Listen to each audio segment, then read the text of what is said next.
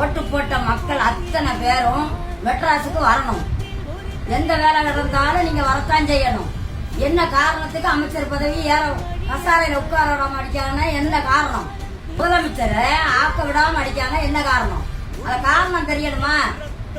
இவ வச்சிருக்க ஊழல் வெளியில தெரிஞ்சிருமனு இவங்க அப்படி செய்தாங்களா?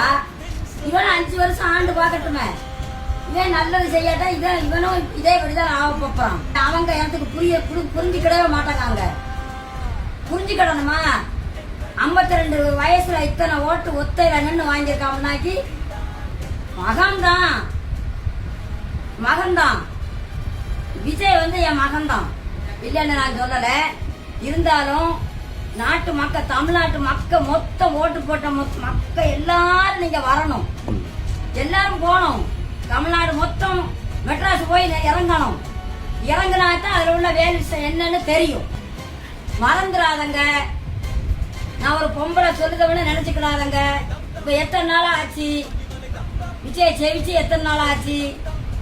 108 வாங்கி மறுபடி 4, 5 அங்கையும் வாங்கி இன்னும் எடப்பாடி இன்னும் வரமாட்டோம்னு சொல்லி ஊரான் சொல்லி கொடுக்கறதெல்லாம் கேட்டுக்கிட்டு இருக்காங்க. காரணம் என்ன காரணம்? வகுத்தரிச்ச போறாம